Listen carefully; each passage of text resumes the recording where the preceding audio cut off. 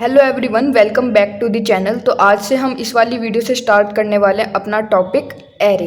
तो समझते हैं कि एरे क्या होता है, एरे की डेफिनेशन क्या होती है। इससे शुरू करेंगे।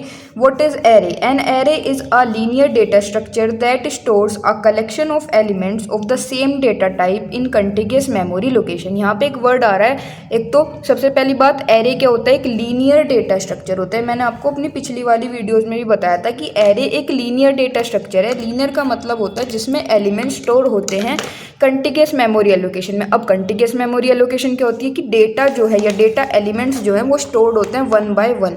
जैसे कि आपकी एरे है तो यहाँ पे एक एलिमेंट होगा 10, फिर इसके डायरेक्ट बाद क्या स्टोर होगा 20, देन 30, देन 40, यानी वन बाय वन सीक्वेंस में अगर एलिमेंट्स स्टोर्ड है तो उसे क्या कहते हैं? कंटिग्यूअस मेमोरी एलोकेशन कहते हैं या लोकेशन कहते हैं।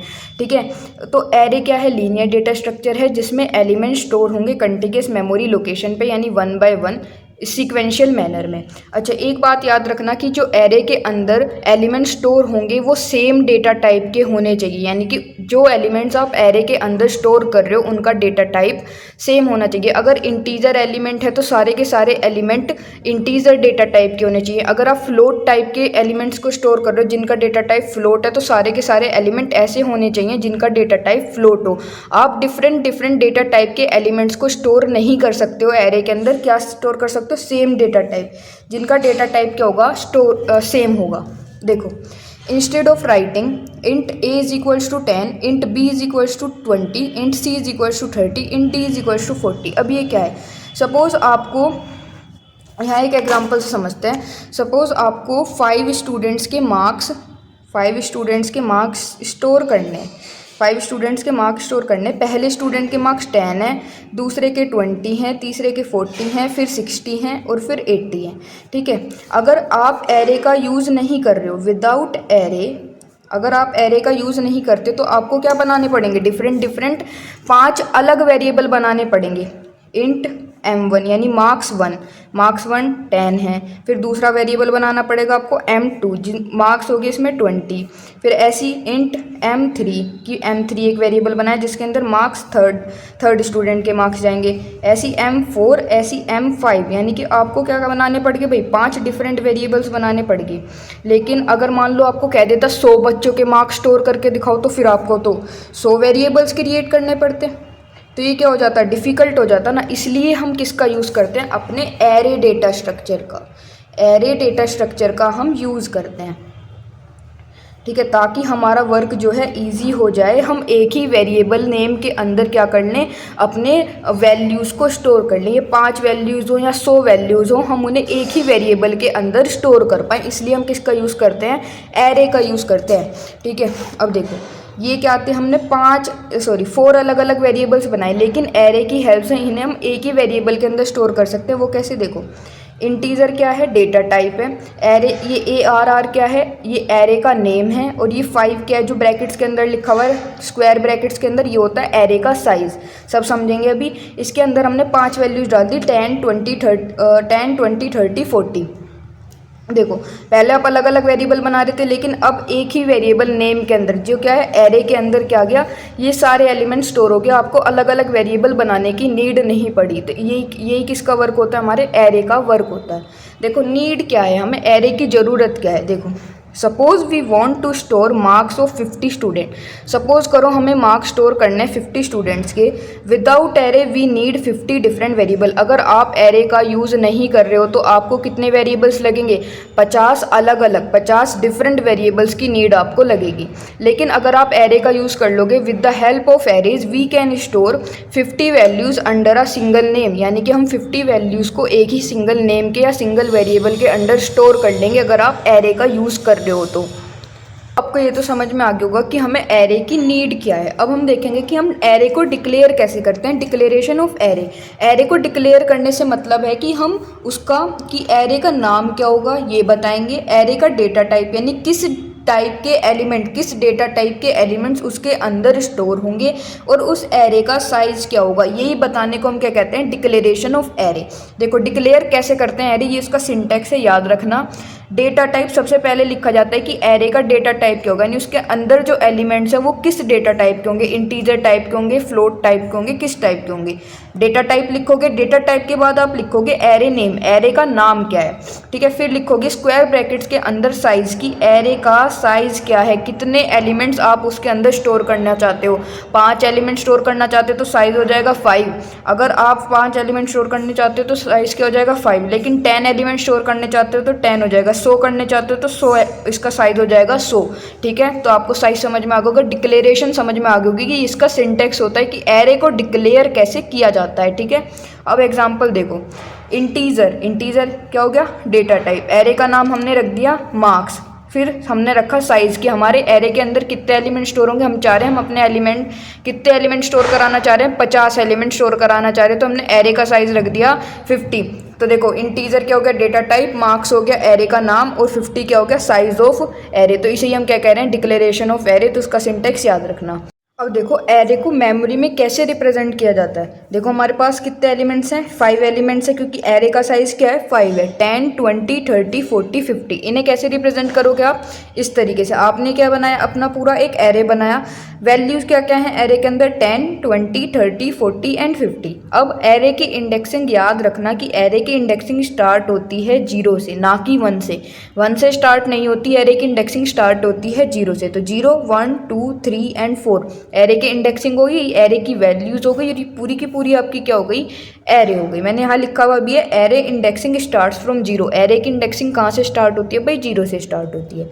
अब देखो यहाँ कुछ लिखा हुआ है कि आप एरे के एलिमेंट्स को कैसे एक्सेस कर सकते हो। देखो आपके पास ये एरे है 1, 2, 3, 4, 0, 1, 2, 3, 4, ये एरे के क्या हैं, इंडेक्सेस हैं, इंडेक्सेस हैं।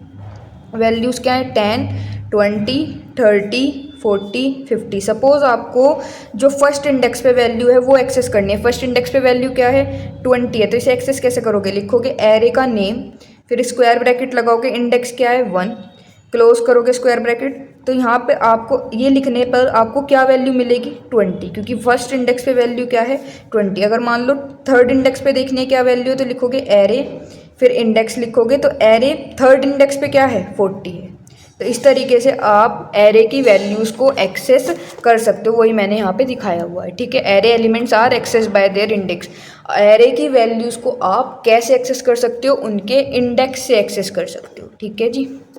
आई होप इतना समझ में आ गया होगा। अब देखो यहाँ एक नोट लिखा हुआ है, इंपॉर्टेंट है, मैंने पहले भी बताया, अभी शुरू में ही बता दिया था कि एरे के एलिमेंट्स कैसे स्टोर होते हैं, कंजिक्यूटिव मेमोरी लोकेशन पे, यानी 1 बाय 1, एक के बाद एक स्टोर होते हैं। देखो वही एलिमेंट्स हैं हमारे पास 10, 20, 30, 40, 50, ये हमारी इंडेक्सिंग है 0, 1, 2, 3, 4। अच्छा ये आपको पता ही होगा कि इंटीजर कितने बाइट्स लेता है, इंटीजर लेता है आपके 4 बाइट्स। और जैसे कि फ्लोट है, फ्लोट कितने लेता है आपके, फ्लोट भी 4 बाइट्स लेता है। लेकिन जो डबल डेटा टाइप है, डबल डेटा टाइप कितनी बाइट्स लेता है, 8 बाइट्स लेता है। तो ये आपको पता ही होगा कि इंटीजर कितनी बाइट्स लेता है, 4 बाइट्स, फ्लोट 4 बाइट लेता है। डबल जो डेटा टाइप है वो 8 बाइट लेता है। वैसे जो कैरेक्टर डेटा टाइप है वो कितनी बाइट लेता है, वो 1 बाइट लेता है, ठीक है जी। अब देखो ये एरे हमने लिखी है, मतलब बनाई है एरे। बेस एड्रेस, मान लो जो ये 10 है, जो मतलब कि फर्स्ट इंडेक्स है, या फर्स्ट इंडेक्स पे जो वैल्यू स्टोर है उसका बेस एड्रेस क्या है। अब बेस एड्रेस क्या होता है, बेस एड्रेस का मतलब होता है address of the first element of an array. Array के फर्स्ट एलिमेंट का जो एड्रेस होता है उसे ही हम क्या कहते हैं, बेस एड्रेस।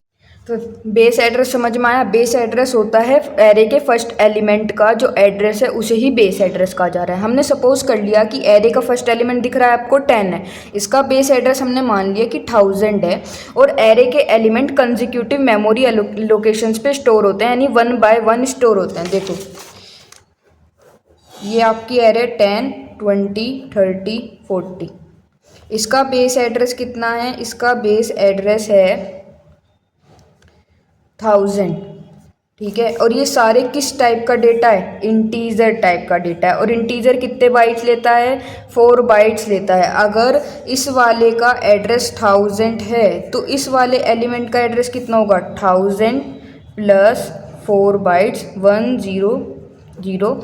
ये किसका एड्रेस हो जाएगा, आपके सेकंड एलिमेंट का एड्रेस हो जाएगा, ठीक है। देखो 10, 20, 30, 40, इसका एड्रेस क्या है 1000, इंटीजर कितनी बाइट्स लेता है 4 बाइट्स, तो इसका एड्रेस कितना हो जाएगा 1000 + 4 1004। इसका एड्रेस क्या हो जाएगा 1004 में क्या प्लस करोगे 4 तो क्या आएगा 1008, फिर इसमें प्लस करोगे 4 तो क्या आएगा 1012।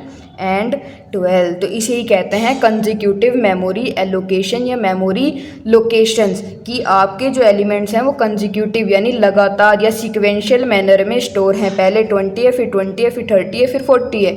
ठीक है, इसका बेस एड्रेस 1000 है तो इसका कितना होगा 1004। कैसे निकाला, क्योंकि ये सारे डेटा टाइप किस डेटा टाइप के एलिमेंट्स हैं, इंटीजर डेटा टाइप के एलिमेंट हैं। और इंटीजर कितनी बाइट्स लेता है, इंटीजर लेता है 4 बाइट्स। ठीक है, तो समझ में आ गया होगा। वही लिखा हुआ है मैंने 1000 एड्रेस पे क्या वैल्यू स्टोर है 10, तो 1004 पे क्या वैल्यू स्टोर होगी 20, 1008 पे 30, 1012 पे 40। अगर एक और एलिमेंट हुआ तो प्लस क्या कर दोगे 4 प्लस कर दोगे तो 1016 पे क्या स्टोर हो जाएगा 50 हो जाएगा। इसे कहते हैं कंसेक्यूटिव मेमोरी लोकेशंस। ठीक है, या फिर कंटिगियस मेमोरी लोकेशंस। ठीक है जी, आई होप इतना समझ में आ गया होगा। अब देखते हैं एरे की कैरेक्टरिस्टिक्स या फिर एडवांटेजेस क्या होती हैं, क्या फ़ायदा है एरे का। ठीक है, देखो मैंने एक बात बताई थी कि एरे क्या स्टोर करके रखता है, सिमिलर डेटा एलिमेंट्स को, यानी कि जिनका डेटा टाइप सेम है, जिन एलिमेंट्स का डेटा टाइप सेम है उन एलिमेंट्स को एरे स्टोर करता है। मान लो एलिमेंट्स जो हैं इंटीजर टाइप के हैं तो सारे के सारे एलिमेंट इंट टाइप के होने चाहिए। अगर फ्लोट डेटा टाइप के एलिमेंट है तो एरे के अंदर सारे के सारे एलिमेंट्स जो हैं फ्लोट डेटा टाइप के होने चाहिए। वही लिखा हुआ है store similar data, all elements must be of same data type, सारे एलिमेंट्स सेम डेटा टाइप के होने चाहिए। पहली कैरेक्टरिस्टिक या पहली एडवांटेज एरे की, और ये आ जाता है एग्जाम में। सेकंड होता है कंटिगियस मेमोरी एलोकेशन, ये तो मैंने आपको बहुत अच्छे से अभी यहाँ समझा ही दिया है। ठीक है, कि सीक्वेंशियल मैनर में होते हैं, लीनियरली अरेंज होते हैं 1 by 1। Index based access, elements are accessed using index, वो भी मैंने भी आपको बताया था कि एलिमेंट्स को कैसे एक्सेस कर सकते हो आप बाय यूजिंग देयर इंडेक्स। ठीक है, फोर्थ क्या है फिक्स साइज, ये बात याद रखना इंपॉर्टेंट है कि एरे का साइज़ जो है फिक्स्ड है। जो आपने रन डिक्लेरेशन के टाइम पे बता दिया कि ये साइज़ होगा तो वही साइज़ होगा, फिर आप चेंज नहीं कर सकते। देखो size of array is decided at the time of declaration, declaration के टाइम पे आपने जो साइज़ बता दिया वही फिक्स्ड हो जाता है, उसके बाद आप एरे का साइज़ चेंज नहीं कर सकते। सपोज़ आपने लिखा इंट एरे, एरे का नाम यहाँ लिख दिया आपने 100, तो ये क्या है एरे का साइज़ है। आपने 100 बता दिया तो 100 ही रहेगा। ये डिक्लेरेशन के टाइम पे आपने बता दिया कि मेरे एरे का साइज़ 100 है तो वो 100 ही रहेगा, फिर वो चेंज नहीं हो सकता। इसलिए हम कह रहे हैं कि फिक्स्ड साइज़ होता है एरे का। Fast access, any element can be access directly using its index, ये भी बता दिया क्योंकि हम एलिमेंट्स को कैसे एक्सेस कर सकते हैं उनके इंडेक्स से, इसलिए क्या होता है फास्ट एक्सेस होता है। तो ये है हमारे पास कैरेक्टरिस्टिक्स ऑफ एरे या फिर advantages of array. I hope इतना समझ में आया होगा। अब इसके बाद इम्पोर्टेंट टॉपिक है जिससे एग्ज़ाम में न्यूमेरिकल आते हैं। ठीक है, प्रीवियस ईयर में भी आ चुके हैं और आ सकते हैं आपके एग्ज़ाम में। देखो टाइप्स ऑफ एरे इंपॉर्टेंट है, ध्यान से पढ़ना प्लीज़। और वीडियो अगर आपको अच्छी लग रही हो तो प्लीज़ चैनल को सब्सक्राइब कर देना और वीडियो को लाइक कर देना, बहुत मेहनत लगती है नोट्स बनाने में। ठीक है, तो शुरू करते हैं टाइप्स ऑफ एरे को। तो हमारे पास 3 टाइप की एरे होती हैं। 1 डायमेंशनल एरे जिसे हम 1D एरे भी कहते हैं, 2 dimensional array 2D array, multi dimensional array को हमें ना ND एरे भी कह देते हैं। ND एरे, ND एरे मतलब 3 डायमेंशनल, 4 डायमेंशनल, 5 डायमेंशनल, इस तरीके से, तो इसे कहते हैं मल्टी डायमेंशनल एरे। तो हो गया 1 डायमेंशनल, 2 डायमेंशनल या फिर मल्टी डायमेंशनल एरे जिसे हम ND एरे भी कहते हैं। ठीक है, तो शुरू कहाँ से करेंगे, हम शुरू करेंगे अपने 1D एरे से, 1 डायमेंशनल एरे से। जो आपने पढ़ा ना ये 1 डायमेंशनल एरे ही है। ठीक है, अभी तक जो हमने पीछे पढ़ी ना ये 1D एरे ही होती है। देखो, a 1 dimensional array stores elements in a single row. जो 1 डायमेंशनल एरे है वो एलिमेंट्स को कैसे स्टोर करती है, एक सिंगल रो में स्टोर करती है। And uses 1 index to access them, और एक इंडेक्स का यूज़ करती है एलिमेंट्स को एक्सेस करने के लिए। देखो एक ही रो में तो सारे एलिमेंट स्टोर हैं, तो इसे क्या कह रहे हैं हम 1D एरे कह रहे हैं। और आप एक ही इंडेक्स का तो यूज़ कर रहे हो, जैसे 0 एक ही तो इंडेक्स का यूज़ करा एलिमेंट को एक्सेस करने के लिए, वैसे 1 तो एक ही इंडेक्स का तो आपने यूज़ करा एलिमेंट को एक्सेस करने के लिए, तो इसे ही क्या कह रहे हैं हम, 1D एरे कह रहे हैं। ठीक है, तो 1D एरे जो है एक ही रो में या फिर एक ही रो में सारे एलिमेंट्स को स्टोर करके रखते हैं। देखो ये एक ही तो रो है, 10 20 30 40 50, तो ये क्या होगी, सिंगल रो। तो सिंगल रो में जो एलिमेंट्स को स्टोर करता है वो कौन होता है, 1D एरे।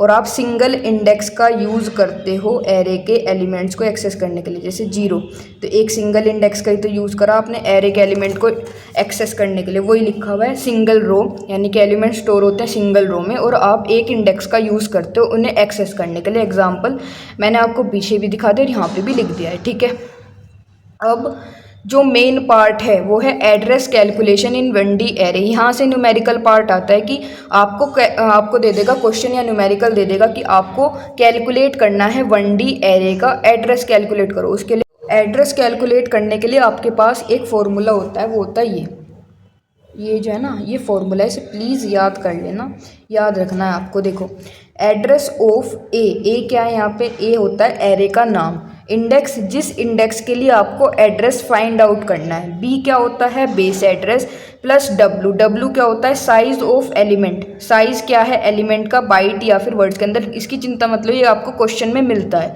इनटू मल्टीप्लिकेशन, ये हमारे पास है इंडेक्स माइनस लोअर बाउंड, यानी कि उस एरे का लोअर बाउंड क्या है। अगर लोअर बाउंड क्वेश्चन में नहीं दे रखा तो क्या एज्यूम कर लोगे, 0 एज्यूम कर लेना। ठीक है, तो ये होता है फॉर्मूला, क्वेश्चन सोल्व करेंगे तो और अच्छे से समझ में आएगा। ठीक है, देखो पहले इस वाले न्यूमेरिकल को देखते हैं, नीचे वाला मत देखना, ऊपर वाला देखो पहले।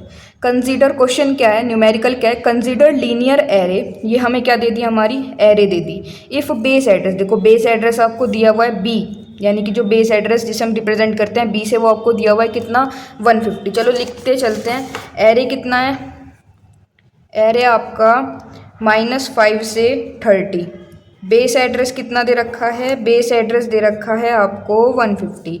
Space required to store each element is 2 word, जो मैंने भी आपको बताया था स्पेस रिक्वायरमेंट जो ये था, डब्ल्यू, मैंने कहा था ना डब्ल्यू क्वेश्चन में देंगे, तो वही डब्ल्यू दे रखा है, वो वर्ड्स में भी दे सकते हैं और बाइट्स में भी दे सकते हैं। यहाँ पे किस में दिया हुआ है, आपको वर्ड्स में दिया हुआ है, तो डब्ल्यू कितना हो गया आपके पास, 2 हो गया।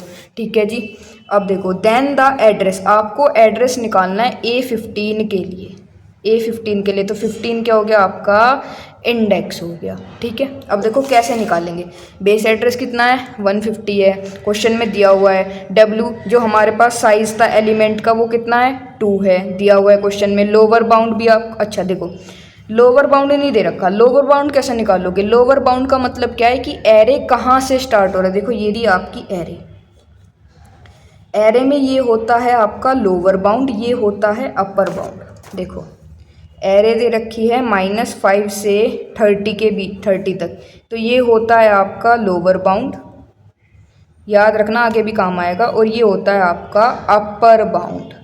ठीक है जी, ठीक है, तो देखो लोअर बाउंड कितना है, -5 है, वही मैंने लिखा हुआ है। इंडेक्स, इंडेक्स किस इंडेक्स के लिए आपको एड्रेस फाइंड आउट करना है, A15 लिखा हुआ है ना, तो 15 क्या हो गया आपका, इंडेक्स हो गया, वही मैंने लिखा है। अब क्या करना है, सिंपल सा फॉर्मूला लगा दो, एड्रेस ऑफ A15, 15 के लिए, A15 के लिए आपको फाइंड आउट करना है। देखो फॉर्मूला कैसे लगेगा, सबसे पहले बेस एड्रेस है, तो बेस एड्रेस कितना था 150 प्लस डब्ल्यू कितना दे रखा है, 2 दे रखा है, तो 2 लिखा, मल्टीप्लिकेशन में, अब देखो इंडेक्स कितना था, किस इंडेक्स के लिए फाइंड आउट करना है, 15 के लिए, तो 15 लिख दिया, माइनस का साइन है, माइनस का साइन लगा दिया, फिर ब्रैकेट में लोअर बाउंड है, लोअर बाउंड अभी बताया क्या है, -5 है, -5 लिखा, कैलकुलेट करोगे तो क्या आएगा, एड्रेस आ जाएगा A15 का, तो A15 का एड्रेस आपने कैलकुलेट करा तो वो क्या आ गया, 190 आ गया। बस आपको एक तो फॉर्मूला याद होना चाहिए, और क्वेश्चन में जो जो दे रखा है उसे अलग अलग लिख लो, जैसे बेस एड्रेस दे रखा था, डब्ल्यू दे रखा, आदि चीज़ें तो आपको क्वेश्चन में दे रखी हैं, बेस एड्रेस भी दे दिया, डब्ल्यू भी दे दिया, लोअर बाउंड आपको साफ साफ दिख रहा है -5 है, और इंडेक्स वो होता है जिसके लिए आपको एड्रेस फाइंड आउट करना है, तो किसके लिए फाइंड आउट करना था, 15 के लिए, तो वो आपने इंडेक्स लिख दिया 15, फिर आपने क्या करा, डायरेक्ट फॉर्मूला लगाया, जो जो वैल्यू थी सब रख दो और एड्रेस आ जाएगा आपका आंसर। ठीक, आई होप आपको ये क्वेश्चन नंबर 1 न्यूमेरिकल 1 समझ में आ गया होगा। अब देखेंगे न्यूमेरिकल 2। देखो एरे दे रखी है आपको, बेस एड्रेस दे रखा है 200, स्पेस रिक्वायर्ड यानी कि डब्ल्यू दे रखा है 3, और आपको एड्रेस निकालना है 215 के लिए और एक 241 के लिए। दो इंडेक्स दे रखे हैं, एक 215 है और एक इंडेक्स है 241। इनके लिए निकालना है। जो क्वेश्चन में दे रखा है पहले वो लिख लो। क्या दे रखा है? बेस एड्रेस दे रखा है कितना 200, वो लिख लिया। वर्ड साइज दे रखा है 3, तो वो लिख लिया। लोअर बाउंड अभी बताया था, ये लोअर बाउंड होता है, ये अपर बाउंड होता है। तो लोअर बाउंड कितना है 200, वो लिख लोगे। अब देखो इंडेक्स, पहला इंडेक्स कितना है 215 है, तो 215 215 निकालोगे, फॉर्मूला रखोगे। बेस एड्रेस कितना है 200 प्लस डब्ल्यू कितना था 3, मल्टीप्लीकेशन का साइन। यहाँ पे क्या आता है हमारे पास, यहाँ आएगा देखो इंडेक्स, इंडेक्स कितना है 215 माइनस लोअर बाउंड कितना है 200, वो रखा। फॉर्मूले में रखोगे, सोल्व करोगे, आंसर क्या आएगा 245 आएगा। एक खत्म हुआ, एक सोल्व कर लिया। अब दूसरा किस इंडेक्स के लिए निकालना है? 241 के लिए निकालना है। तो बस 241 है, बेस एड्रेस 200 है, डब्ल्यू दे रखा है। अब इंडेक्स की वैल्यू चेंज हो जाएगी। यहाँ पे 215 इंडेक्स था, यहाँ पे कितना है 241 है, माइनस 200 सोल्व करोगे तो 241 की वैल्यू क्या आएगी 323 आएगी। तो ये क्या हो जाएगा आपका एड्रेस हो जाएगा कि एड्रेस किसके लिए? इंडेक्स 215 के लिए 245 होगा और एड्रेस 241 के लिए कितना होगा 323 होगा। तो ये आपने क्या कर लिया, इनका एड्रेस कैलकुलेट कर लिया, इनका लोकेशन कैलकुलेट कर ली। ठीक है, तो ये क्या थे 1D एरे के न्यूमेरिकल थे। इसके बाद हम स्टार्ट करेंगे अपना 2 डायमेंशनल एरे। देखो अब 2 डायमेंशनल एरे क्या होता है, इम्पोर्टेंट है, यानी कि जितनी भी ये एरे पढ़ाऊँगी मैं, 1 डायमेंशनल 2 डायमेंशनल और 3 डायमेंशनल एरे, ये इम्पोर्टेंट है, इनसे न्यूमेरिकल आ जाएगा आपके एग्जाम में। ठीक है, देखो 2 डायमेंशनल एरे क्या होती है? A 2 dimensional array is an array in which elements are stored in rows and columns are accessed using 2 indices. देखो एरे में यहाँ पे क्या हो रहा था, यहाँ पे जो 1 डायमेंशनल एरे थी इसमें एलिमेंट्स कैसे स्टोर होते, एक रो में स्टोर हो रहे थे और एक ही इंडेक्स से हम एलिमेंट को एक्सेस कर रहे थे। देखो सिंगल रो में थे और एक इंडेक्स हम यूज़ कर रहे थे उन्हें एक्सेस करने के लिए। लेकिन 2 डायमेंशनल में क्या होगा, जो एलिमेंट्स हैं वो स्टोर्ड होते हैं in the form of rose and columns. Elements कैसे स्टोर्ड होते हैं? In the form of rose and columns. Element store होते हैं रोज एंड कॉलम्स की फॉर्म में। और यहाँ पे हम कितने इंडेक्स का यूज़ किया जाता है? यूज़ किया जाता है 2 इंडाइसेस का। कितने इंडेक्स यूज़ होंगे एलिमेंट्स को एक्सेस करने के लिए? 2 इंडेक्स यूज़ होते हैं। ठीक है, देखो इसका एग्जाम्पल क्या है, इंटीजर क्या है यहाँ पे, या फिर इंट क्या है डेटा टाइप, मार्क्स क्या है एरे का नेम, 2 क्या होगा कि कितनी रोज़ हैं, ये क्या है 2 क्या रिप्रेजेंट कर रहा है नंबर ऑफ रोज़ को, 3 क्या रिप्रेजेंट कर रहा है कॉलम्स, क्योंकि मैंने अभी बताया किस फॉर्म में स्टोर होता है, इन रोज़ की फॉर्म में और कॉलम्स की फॉर्म में। तो ये पहले वाला क्या रिप्रेजेंट करता है रोज़ को और दूसरे वाला क्या रिप्रेजेंट करता है कॉलम्स को, कि कितनी नंबर ऑफ रोज़ होंगी और कितनी नंबर ऑफ कॉलम्स होंगी। तो इसमें कितने नंबर ऑफ रोज़ हैं? 2 नंबर ऑफ रोज़ हैं और कॉलम्स कितने हैं? 3 हैं। तो देखो यहाँ पे हमने क्या करा, एलिमेंट लिख दिया 10 20 30 40 50 60। ये क्या है हमारी पहली रो है, रो 1, ये क्या है रो 2, 2 रो होगी, बताया ना 2 रो रिप्रेजेंट कर रहा है और 3 कॉलम है। कॉलम कैसे रिप्रेजेंट होंगे? कॉलम 1, कॉलम 2, कॉलम 3, इस तरीके से होता है। देखो डिक्लेरेशन कैसे करते हैं 2D एरे में। डिक्लेरेशन हमने 1D एरे का पढ़ा था, अब देखो डिक्लेरेशन 2D एरे का कैसे डिक्लेयर करोगे। सबसे पहले वही डेटा टाइप लिखोगे, डेटा टाइप के बाद एरे का क्या नाम है, एरे का नाम लिखोगे, फिर रो साइज़ कितनी आप रो लेना चाह रहे हो वो लिखोगे, फिर कॉलम साइज़ कि कितना कॉलम होंगे, कितने कॉलम आप लेना चाह रहे हो, कॉलम का size. Example integer data type, माई एरे एरे का नेम, आपने क्या ले लिया 2 रोज ले ली और 4 कॉलम्स ले लिए। ठीक है, तो ये तो यहाँ तक हो गया आपका एरे डिक्लेरेशन। आपने क्या कर दिया, एरे को डिक्लेयर कर दिया। अब एरे में क्या करोगे आप, वैल्यूज़ असाइन करोगे। तो देखो ये आपने क्या करा, एरे में वैल्यूज़ को असाइन कर दिया। अब देखो रिप्रेजेंटेशन देखोगे तो और ज़्यादा समझ में आएगा। ये एक मैट्रिक्स की फॉर्म में स्टोर्ड होता है जो 2D एरे है। मैट्रिक्स की फॉर्म से हम रिप्रेजेंट करते हैं। ये क्या होती हैं, रोज़ होती हैं और ये क्या होते हैं, कॉलम्स होते हैं। देखो इस तरीके से हमने कितने रोज़ लिए हैं 2, मल्टीप्लाई बाय 4 लिखते हैं। 2 क्या रिप्रेजेंट करेगा, कितनी रोज़ हैं, 4 क्या रिप्रेजेंट करता है, कितने कॉलम्स हैं, कितनी रोज़ हैं कितने कॉलम्स। रोज़ कितने लिए हमने, 2 ली हैं और उसमें एलिमेंट कौन सा है 1 2 3 4 और दूसरी रो में कौन सा एलिमेंट है 5 6 7 8। तो ये क्या होगी रो 1, ये क्या हो गई रो 2, और ये क्या हो जाएंगे आपके कॉलम C1 यानी कॉलम 2, ये क्या हो गया C2 यानी कॉलम 3, ये क्या हो गया कॉलम 3, और ये क्या हो गया C4। तो वही तो बताया मैंने, 2 रो हैं, 2 रो ये रही, और कॉलम कितना है 4, पहला कॉलम, दूसरा, तीसरा, फोर्थ। तो इस तरीके से हम रिप्रेजेंट करते हैं in the form of matrix. ठीक है जी, तो रिप्रेजेंटेशन आपको समझ में आ गया होगा। ये रोज हो गई आपकी, ये हो गया आपका कॉलम। ठीक है, माई एरे क्या है, एरे का नाम है। अब देखो एक बात समझो कि जो मेमोरी है, मेमोरी में आप 2D एरे को रिप्रेजेंट नहीं कर सकते, क्योंकि जो मेमोरी होती है ना कंप्यूटर की, यहाँ देखो पहले लिखा हुआ है, इस लाइन को पढ़ो, देयर आर 2 डिफरेंट वेज, यानी कि 2 डिफरेंट वेज होते हैं 2D एरे को मेमोरी में रिप्रेजेंट करने के लिए। पहला होता है रो मेजर ऑर्डर और सेकंड होता है column major order. Row major order और कॉलम मेजर ऑर्डर। अब 2 डिफरेंट वेज क्यों हैं, देखो, because computers memory is 1 dimensional, क्योंकि जो कंप्यूटर की मेमोरी होती है ना वो 1 डायमेंशनल होती है, लीनियर होती है, इसलिए हम 2 डायमेंशनल एरे को डायरेक्ट स्टोर नहीं कर सकते हैं। इसलिए हमें क्या चाहिएगा, या तो हम रो मेजर ऑर्डर की हेल्प से स्टोर करें या फिर हम स्टोर करें कॉलम मेजर ऑर्डर की हेल्प से। ठीक है, क्योंकि 2 डायमेंशनल एरे को डायरेक्ट स्टोर नहीं कर सकते, क्योंकि कंप्यूटर की मेमोरी होती है 1 डायमेंशनल या फिर लीनियर, इसलिए 2 डिफरेंट मेथड्स होते हैं, row major and column major. देखो एग्जाम्पल, वही मैट्रिक्स है 4 × 3। 4 का मतलब क्या है, नंबर ऑफ रोज।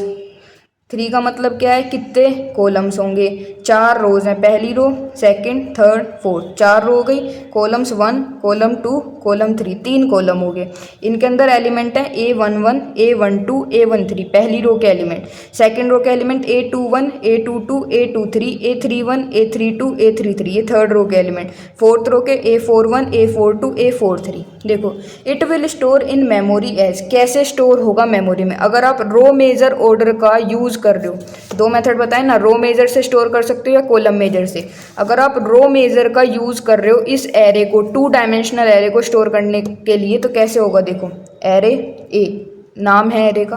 देखो ये आपने बनाई एरे A11, A12, A13, किस रो के एलिमेंट है, रो 1 के। यहाँ से यहाँ तक क्या हो गई आपकी, रो 1 हो गई। उसके बाद यहाँ से यहाँ तक रो 2 हो गई, क्योंकि रो वाइज स्टोर कर रहे हो ना, नाम में देखो क्या आ रहा है, रो। ठीक है, अब थर्ड रो में क्या है, A31, A32, A33, यहाँ तक A33 तक क्या हो गया, रो 3 हो गई। इसके बाद स्पेस नहीं था इसलिए मैंने हाँ लिख दिया, A41, A42, A43, ये कौन सी हो गई, रो 3, और ये हमारे पास हो जाएगी रो 4। तो इस तरीके से हमने क्या करा, रो मेजर ऑर्डर में क्या स्टोर करा, हमने रोज को स्टोर करा।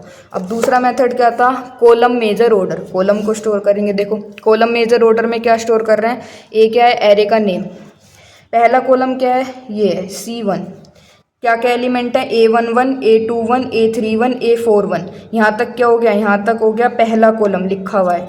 दूसरा कॉलम में एलिमेंट क्या है, A12, A22, A32, A42, यहाँ तक हो गया कॉलम नंबर 2। कॉलम नंबर 3 में कौन कौन से एलिमेंट, ये C2 है, ये C3 है।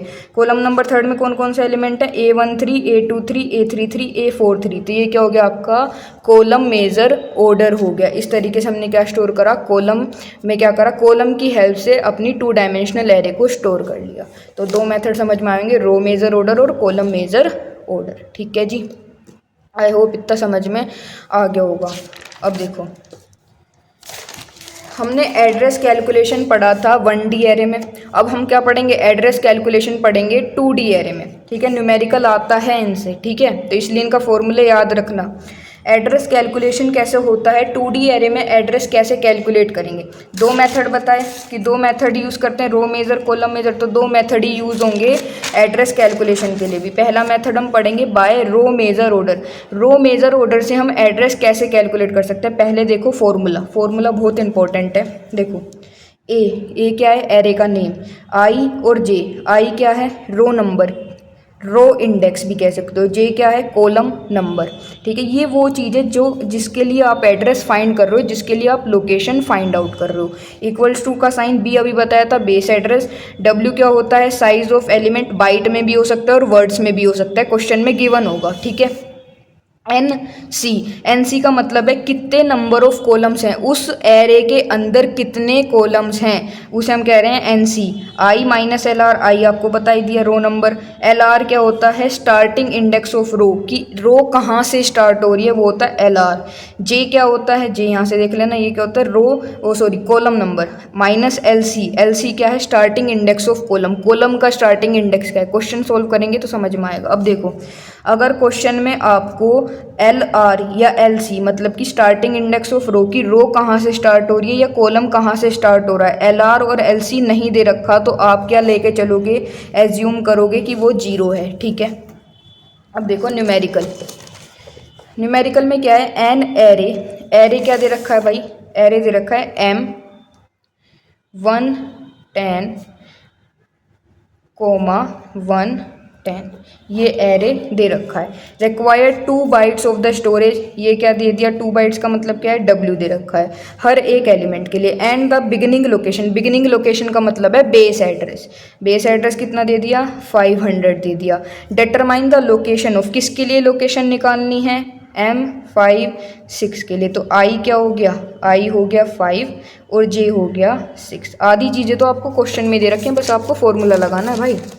ठीक है जी, देखो गिवन मैंने बता दिया, हमें ये एरे दे रखी है, डब्ल्यू दिखा दिया मैंने, 2 बाइट्स दे रखा है, बेस एड्रेस दिखा दिया, 500 दे रखा है। अच्छा, मैंने अभी बताया था आपको कि आपको कैलकुलेट करना होगा एनसी, यानी नंबर ऑफ़ कॉलम्स आपको नहीं देगा वो, नंबर ऑफ़ कॉलम्स आपको कैलकुलेट करने, तो कैसे कैलकुलेट करोगे, देखो कॉलम का ये तो होता है रो के लिए, ये होता है रो को रिप्रेजेंट करता है कि रो कहाँ से स्टार्ट हुई कहाँ ख़त्म हुई, और ये रिप्रेजेंट करता है कॉलम कहाँ से स्टार्ट हुआ और कॉलम कहाँ ख़त्म हुआ। तो नंबर ऑफ़ कॉलम अगर आपको निकालने ना, तो आप इस चीज़ को देखोगे, तो नंबर ऑफ़ कॉलम निकलते हैं 10, यानी कि जो अपर बाउंड है, अपर बाउंड ये क्या हो गया, लोअर बाउंड, अपर बाउंड में से लोअर बाउंड माइनस करोगे और 1 प्लस कर दोगे अगर कॉलम्स निकालने हैं तो।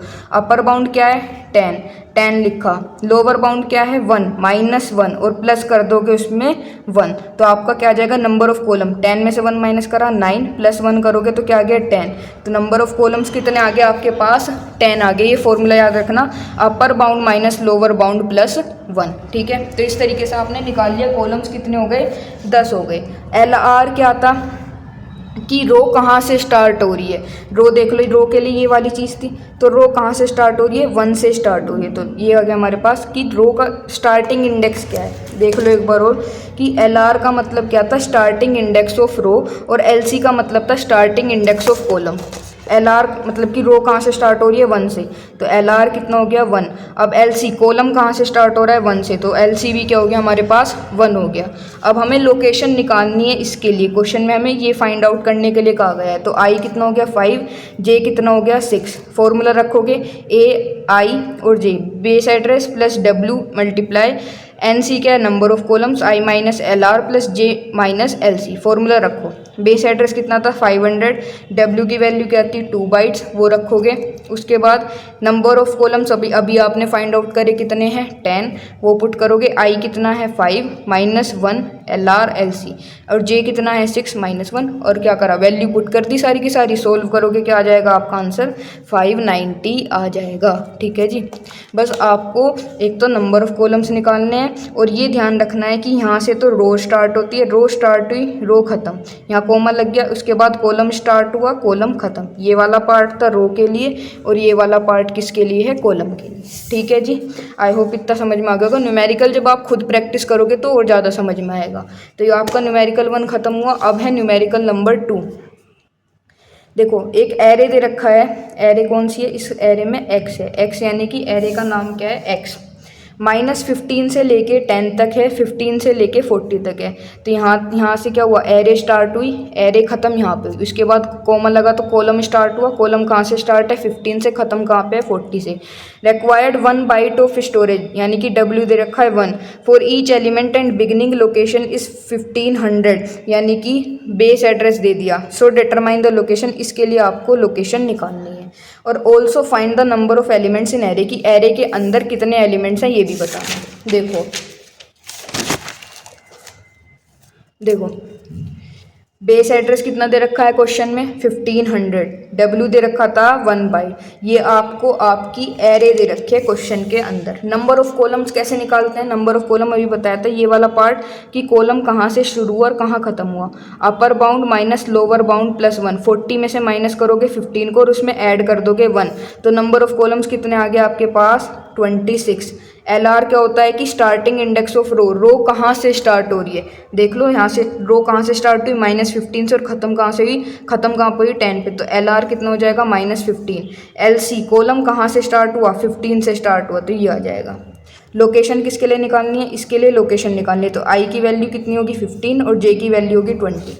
बस अब आपको क्या लगाना है भाई, फॉर्मूला लगाना है जो मैंने आपको बताया था। वैल्यू सारी आपको मिली गई, वो वैल्यू रखोगे तो आंसर क्या आएगा 2285, 2285 आपका आंसर आएगा। एक बार खुद सॉल्व करके देखना, ठीक है।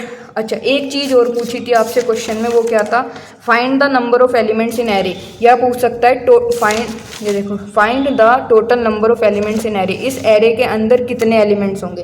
तो ये याद रखना कि अगर आपको ये कहा जाए कि टोटल नंबर ऑफ एलिमेंट्स निकालो, उस एरे के अंदर कितने एलिमेंट्स होंगे, तो कैसे निकलेगा? उसका फॉर्मूला होता है जितनी रोज़ हैं नंबर ऑफ रोज़ की मल्टीप्लाई कर दो नंबर ऑफ कॉलम से। अब नंबर ऑफ रोज़ कैसे निकलेंगे भाई? जैसे नंबर ऑफ कॉलम निकाला था, रो का पार्ट कौन सा है? ये है। रो कहाँ से स्टार्ट हुई, रो कहाँ से एंड हुई, तो कैसे निकालोगे 10 माइनस 15 प्लस 1 26। वैसे आपने कॉलम कैसे निकाला था 40 -15 उसमें 1 ऐड करा था तो 26। नंबर ऑफ रोज आ गई, नंबर ऑफ कॉलम्स आ गया, इनका मल्टीप्लाई कर दो 26 इंटू 26 कितना आएगा 676। तो नंबर ऑफ एलिमेंट्स एरे के अंदर कितने होंगे 676 होंगे, ठीक है जी। आई होप रो मेज़र आपको समझ में आ गया होगा। अब हम बढ़ेंगे, जो सेकंड मेथड था वो था column major order. Column major order, इसका फॉर्मूला देख लो, ये होता है। अच्छा, रो मेज़र में हमने किसका यूज़ करा? नंबर ऑफ कॉलम्स का, और इसमें कॉलम मेजर में किसका यूज़ करेंगे? नंबर ऑफ रोज़ का। देखो ये आ गया फॉर्मूले में एन आर का मतलब क्या है? Number of rows in array. Array के अंदर कितनी रोज़ है? देखो AIJ जिसके लिए आपको लोकेशन फाइंड आउट करनी है, बी मतलब बेस एड्रेस, W मतलब size of each element, I minus LR करोगे, ठीक है। एल आर वही स्टार्टिंग रो इंडेक्स यानी कि रो का स्टार्टिंग इंडेक्स क्या है? NR अभी बताया कि कितनी रोज़ हैं उस एरे के अंदर, और LC क्या है? Starting column index. कॉलम के स्टार्टिंग इंडेक्स क्या है? न्यूमेरिकल देखो, एरे दे रखा है, ये रिक्वायर्स 2 बाइट यानी W दे दिया। If array is stored in column major order, अगर एरे को कॉलम मेजर ऑर्डर में दे रखा है with base address 100, then the address of, तो इसके लिए एड्रेस फाइंड आउट करना है। अच्छा, एक बात याद रखना, अगर आपको क्वेश्चन में नहीं बताया कि आपको क्वेश्चन रो मेजर से सोल्व करना है या कॉलम मेजर से सोल्व करना है, तो वो आपकी मर्जी होगी फिर कि आप रो मेजर से सोल्व करोगे या कॉलम मेजर से, ठीक है। लेकिन अगर आपको मेंशन कर रखा है कि रो मेजर से ही सोल्व करना है, तो आपको फॉर्मूला रो मेजर का लगाना होगा। अगर मेंशन है कि कॉलम मेजर से सोल्व करना है, तो फिर फॉर्मूला कॉलम मेजर का लगाना, ठीक है जी। देखो ये एरे दे रखी है, सॉरी ये -1 था, ये एरे दे रखी है, बेस एड्रेस कितना है 100 है, ठीक है। W हमारे पास कितना है 2 बाइट्स है। नंबर ऑफ रोज बताया अभी कैसे निकलेगा, देखो नंबर ऑफ रोज कहाँ से स्टार्ट हुआ कहाँ खत्म हुआ, 7 - 4 + 1, 7 - 4 + 1 से क्या आ जाएगा आपका रोज, रोज कितनी आ गई 4, ठीक है। LR यानी कि रो का स्टार्टिंग इंडेक्स क्या है, रो का स्टार्टिंग इंडेक्स है 4, रो कहाँ से स्टार्ट हुई। LC कॉलम का स्टार्टिंग इंडेक्स क्या है -1, ठीक है।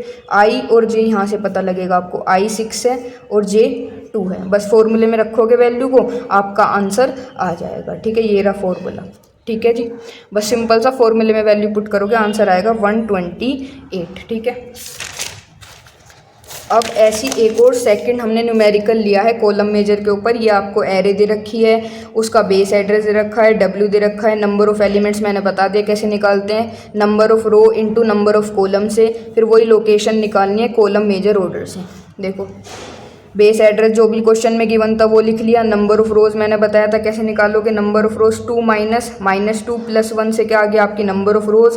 नंबर ऑफ कॉलम्स के लिए 22 - 2 + 1 करोगे तो 21। अच्छा, total number of elements array के अंदर क्या होते हैं, number of rose into number of column. Number of रोज 5 है, नंबर ऑफ कॉलम्स 21 है, मल्टीप्लाई कर दो 105 आ जाएंगे। लोकेशन, अभी लोकेशन कैसे निकालोगे कॉलम मेजर से, जो कॉलम मेजर का फॉर्मूला था वो लगा दो, A of IJ plus is equals to B plus W into I minus L R plus N R into M J minus L सी। इस तरीके से आप क्या निकालोगे, लोकेशन निकाल लोगे। जो जो वैल्यू दे रखे हैं सब पुट कर दो बस, ठीक है। तो ये आपका आंसर आएगा 356। इस तरीके से आप क्या निकाल सकते हो, इनकी लोकेशन निकाल सकते हो। इनसे न्यूमेरिकल आता है एग्जाम में, ठीक है। अब देखो 1D कवर कर लिया, 2D कवर कर लिया, इसके बाद आता है 3D एरे।